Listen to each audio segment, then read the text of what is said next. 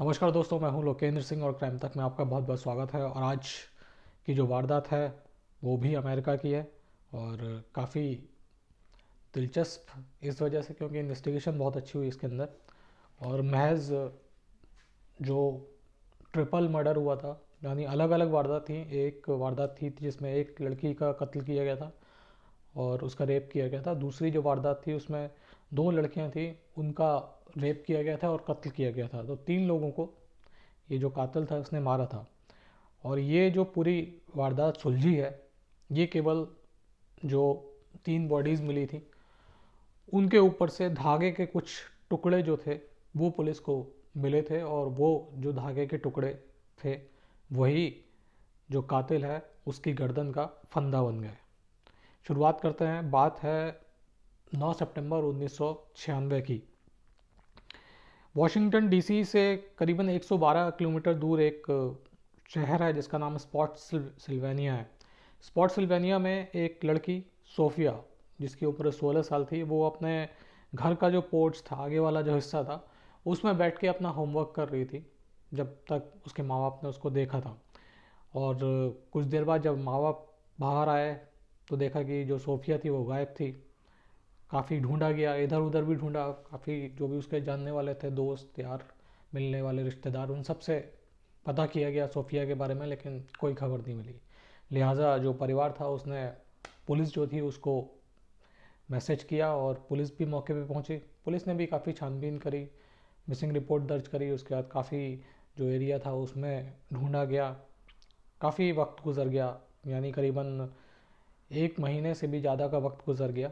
और एक महीने और एक हफ्ता जब हुआ, यानी 5 वीक्स जब हुए, तो पुलिस को पास की एक क्रीक थी।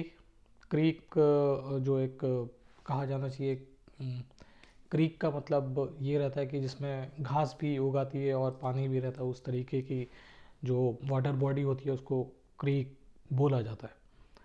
तो जो क्रीक थी वहाँ से एक पुलिस को एक बॉडी मिली और इस बॉडी की जो पहचान थी वो सोफिया सिल्वा के तौर पे हुई, जो 16 साल की लड़की जो अपने घर के पोर्च पे बैठी थी, गायब हो गई थी।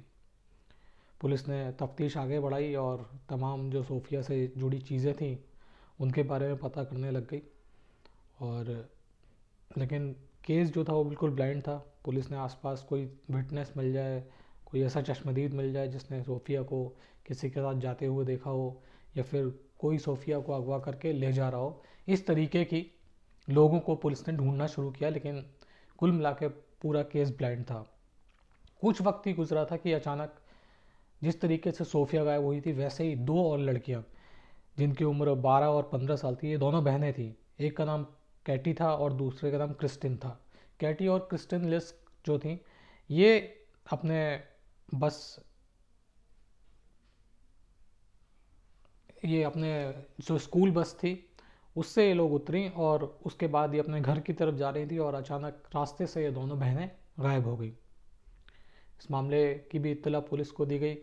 पुलिस पहुंची, तफ्तीश करी, काफ़ी जद्दोजहद करी पुलिस ने सुराग लगाने के लिए, लेकिन यहाँ पे भी पुलिस के हाथ कामयाबी नहीं लगी, नाकामयाबी ही लगी पुलिस के हाथ। करीबन 5 दिन का वक्त गुजरा था और इन दो बहनों की लाश भी एक पास की एक वाटर बॉडी थी, वहाँ पे दोनों बहनों की लाशें मिली। पुलिस ने सोफिया की लाश से भी तमाम चीज़ें बरामद करी, जो भी छोटी छोटी जो एविडेंस थे पुलिस ने कलेक्ट किए। फॉरेंसिक की जो टीम थी, और यहाँ पे भी ये जो कैटी और क्रिस्टिन की जो लाश थी उससे भी पुलिस ने जो भी चीज़ें बरामद करी, क्योंकि मामला एक ही शहर का था, लिहाजा जो जांच थी वो एक एफबीआई के एजेंट थे जिनका नाम डॉग डीड्रिक था। तो ये डॉग डीड्रिक जो थे वो इस मामले की जांच कर रहे थे और इन लोगों ने, उनको लग रहा था, उनका जो एफबीआई में अनुभव था उसको उसके हिसाब से, कि ये जो मामले हैं तहरीक कत्ल के और किडनैपिंग और रेप के, ये जो मामले हैं ये आपस में कहीं ना कहीं जुड़े हुए हैं। और इसी वजह से जो डीड्रिक, जो एफबीआई एजेंट थे, उन्होंने तमाम जो सोफिया की बॉडी से चीज़ें मिली थी और यहाँ पे इन दोनों बहनों की बॉडी से जो चीज़ें मिली थी उनका मिलान करा। उसमें जब मिलान कराया गया तो उसमें देखा गया कि जो ये जो कैटी और क्रिस्टीन थी, इनकी बॉडी जो बरामद हुई तो उनकी बॉडी से पिंक कलर के धागे मिले थे, धागों के टुकड़े मिले थे कई सारे। और इसके अलावा इन दोनों के जो कपड़े थे कैटी और क्रिस्टीन के, उन कपड़ों से पुलिस को 3 जो बाल थे वो मिले थे, बालों के टुकड़े। अब 3 बालों के टुकड़े मिल चुके थे, लिहाजा पुलिस उससे कम से कम डीएनए की जांच तो करवाई जा सकती थी। और पुलिस ने जब सोफिया की तलाशी ली और उसके कपड़े वगैरह देखे गए तो पुलिस को जो धागे मिले वो उसी पैटर्न के धागे थे जो पिंक कलर के थे, लेकिन यहाँ पे जो कलर था वो ब्लू था। और इन धागों को देख के ये समझ में आ रहा था कि ये जो बाथ रग होता है जो नॉर्मली पहना जाता है नहाने के बाद, उसके ये धागे हैं। तो पुलिस के को लग रहा था कि पूरा जो मामला है वो एक ही बंदे ने अंजाम दिया है और ये जो हत्या की गई हैं वो किसी सीरियल किलर ने करी हैं। अब इस गुत्थी को सुलझाने के लिए जो स्पॉट्सविलिया काउंटी की जो पुलिस थी उसने करीबन 12,000 जो लीड्स थी, सुराग मिले, किसी ने बताया, किसी खबरी ने बताया कि, या किसी ने थोड़ा सा बताया कि हमने इस तरीके से, हमें शक है कि हमने एक आदमी को देखा, इस तरीके के कुल मिला के ये जो ट्रिपल मर्डर हुआ था अलग अलग, इसमें पुलिस को 12,000 लीड्स मिली और पुलिस ने उन लीड्स को फॉलो किया लेकिन कामयाबी नहीं मिली। इसके अलावा करीबन 45,000 ऐसे केस थे अनसॉल्व जिनका रिश्ता पुलिस ने इस केस से जोड़ने की कोशिश करी कि कहीं ये जो अनसॉल्व केसेस हैं उनका रिश्ता, जो 45,000 केसेस हैं वो कहीं ना कहीं इन 3 कत्ल के मामलों से तो नहीं जुड़ता, लेकिन यहाँ पर भी पुलिस को नाकामयाबी मिली। करीबन 12 लाख लोगों का जो डीएनए प्रोफाइल था उसको चेक करवाया गया। जो बाल से पुलिस को डीएनए मिला था उसका मिलान 12 लाख से अधिक जो डीएनए के सैंपल्स थे उनसे किया गया, लेकिन यहाँ पे भी पुलिस को कोई कामयाबी नहीं मिली। और भी पुलिस ने तमाम जो फॉरेंसिक के जो भी अच्छी जांच हो सकती थी या जांच के पहलू हो सकते थे, पुलिस ने ऐसा कोई स्टोन अनटर्न नहीं छोड़ा कि जहाँ से उनको लगता हो कि अगर हम इस बात को नहीं करेंगे तो शायद ये केस ना खुले। उन्होंने अपने, बोलते हैं ना कि जितने भी प्रयास थे, मैक्सिमम अटैम्प्ट्स जो थे, उन्होंने अपने पूरे जोर लगा दिया, लेकिन इतना जोर लगाने के बाद भी ये जो ट्रिपल मर्डर जो था और रेप का जो मामले थे वो पुलिस खोल नहीं सकी। ऐसे ही वक्त गुजरता चला गया और हालांकि जो इस मामले के जांच करता थे डीड्रिक, वो लगातार उसको फॉलोअप कर रहे थे, लेकिन तमाम जद्दोजहद के बाद भी उनको लीड नहीं मिल रही थी।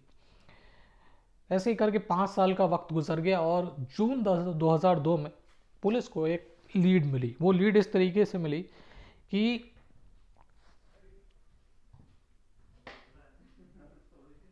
कोलंबिया में एक जो लड़की थी, ये जून 2002 की बात है, कोलंबिया में एक लड़की अपने घर के बाहर बैठी हुई थी। अपने घर के बाहर जो पौधे लॉन था उसमें पौधों को पानी दे रही थी और 15 साल इसकी उम्र थी। और तभी एक बंदा आया और लड़की को जो गन पॉइंट पे उसने अगवा किया और उसके पास एक ट्रक टाइप की चीज़ थी और उस ट्रक के पीछे काफ़ी बड़ा ट्रंक जो बक्सा था वो रखा हुआ था। तो जो जिस आदमी ने उस लड़की को अगवा किया था उसने लड़की को ट्रंक में डाला, उसको बंद किया और उसको लेके साउथ कैरोलिना जो है वहाँ के एक अपार्टमेंट में गया और करीबन 18 उस अपार्टमेंट में गया और वहाँ पे 18 घंटे तक इस जो महिला थी, जो लड़की थी 15 साल की नाबालिग, उसके साथ इस बंदे ने रेप किया। और जब ये सो गया एक तरीके से, तो ये जो लड़की थी इसको मौका मिला और ये जैसे तैसे अपनी जान बचा के वहाँ से भाग के आ गई। और जब ये बात इसने जाके पुलिस को बताई तो पुलिस उस फ्लैट पे पहुंची छापेमारी करने, लेकिन तब तक ये बंदा जा चुका था। इस बंदे की पहचान बतौर रिचर्ड मार्क हुई और इसकी उम्र 38 साल थी। रिचर्ड मार्क के बारे में पता करना शुरू किया तो पता चला कि काफ़ी दिन से साउथ कैरोलिना के इसी फ्लैट में रह रहा था, लेकिन पहले ये जो स्पॉट सिल्वेनिया था, जो जगह थी जहाँ से वो 3 लड़कियाँ गायब हुई थी, वहाँ पे भी रह के आ चुका है। अब ये बात घूमते घूमते जो FBI एजेंट था उसके पास भी पहुंची, और उसको लगा कि कहीं ना कहीं रिचर्ड का जो नाता है वो पूरा जो ट्रिपल मर्डर हुए थे और लड़कियों के साथ रेप किया गया था उससे हो सकता है। तो जो FBI एजेंट था वो फ्लैट की जांच करने के लिए वहाँ पे पहुँचा, इसके फ्लैट पे, और इसके अलावा जो ट्रंक था जिसमें उस लड़की को डाल के लाया गया था उसकी भी उसने जांच करी। पहले जब उसने फ्लैट की जांच करी तो उसने देखा कि वहाँ पे 1997 का एक न्यूज़पेपर की कटिंग पड़ी हुई है, और ये 1997 के न्यूज़पेपर की कटिंग वो है जिसमें कैटी और क्रिस्टिन लिस्क जो बहनें गायब हुई थी उनके बारे में वो खबर थी।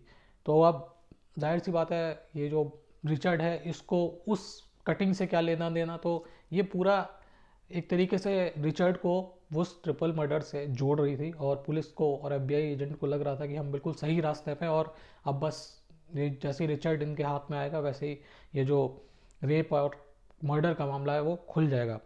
इसी आस में पुलिस ने वो जो फ्लैट था उसमें पूरा छाना, और जब पुलिस ने वो फ्लैट छाना तो लगातार जो चीज़ें थी जिनको पुलिस ढूंढ रही थी वो मिलना शुरू हुई। सबसे पहले जो ट्रंक जो मिला पुलिस को, और उसकी जब फॉरेंसिक जांच करवाई गई तो वहाँ से कुछ फिंगरप्रिंट्स मिले, और वो फिंगरप्रिंट्स पुलिस ने उठाए, और उसको उठाने के बाद इन फिंगरप्रिंट्स का मिलान कैटी, क्रिस्टिन और जो सोफिया थी उसके फिंगरप्रिंट से करवाया गया, और उसमें से एक फिंगरप्रिंट जो सोफिया का था वो उस फिंगरप्रिंट से मिल गया जो ट्रंक के अंदर से मिले थे।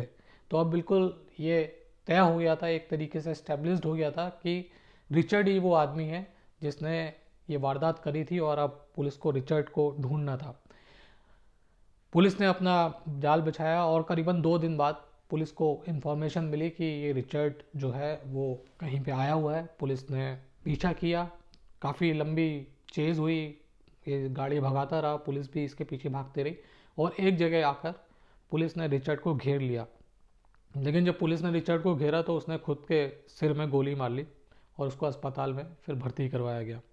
लेकिन जो एजेंट्स थे उन्होंने अपनी जांच जारी रखी, और रिचर्ड का जो फ्लैट था उसमें और भी उसने अपनी तफ्तीश थी उसको आगे बढ़ाया, और रिचर्ड का काफ़ी सारा जो सामान था वो चेक किया गया, और उनमें से एक बैग जो पुलिस को मिला उस बैग में पुलिस को वही लाल और ब्लू कलर के रेशे मिले जो रेशे उसे सोफिया और बाकी केट और क्रिस्टिन के, जो कैटी और क्रिस्टिन की जो बॉडी थी उससे मिले थे। पुलिस ने इनका भी मिलान करवाया गया, और ये जो रेशे थे वो उसी वो जो धागे थे वो बिल्कुल सेम पैरामीटर और सेम उसी के थे, यानी उसी कपड़े के थे जहाँ जो उसके घर से, रिचर्ड के घर से बरामद हुआ था।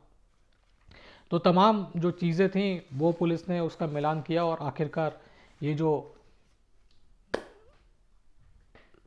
ट्रिपल मर्डर और रेप की जो वारदात थी वो पुलिस ने आखिरकार 1996 में हुई थी, 2002, 6 साल बाद पुलिस ने आखिरकार ये वारदात जो है वो सुलझा ली। और इसमें सबसे जो वारदात सुलझाने में जो सबसे ज़्यादा एक तरीके से पुलिस को काम आया वो जो रेशे थे धागे के जो बॉडी से मिले थे विक्टिम्स की, उन्होंने पूरे वारदात को सुलझाया। और इसके अलावा जो 3 बाल थे उसका भी पुलिस ने मिलान करवाया, और उसकी DNA प्रोफाइलिंग जब करवाई तो जो 3 बाल से DNA बरामद हुआ था वो रिचर्ड से के DNA से 100% मेल खाता था। तो इस मामले में जो रिचर्ड है उसको सज़ा सुनाई गई, और फिलहाल उसकी जो ज़िंदगी है वो जेल में ही कट रही है। और एक बेहद पेचीदा रेप और कत्ल का मामला पुलिस ने सुलझाया, और एक सीरियल किलर को पुलिस ने आखिरकार 6 साल बाद पकड़ ही लिया। तो आज के लिए इतना ही, फिर आपसे मुलाकात होगी, तब तक के लिए अपना ख्याल रखिएगा। जय हिंद, जय भारत।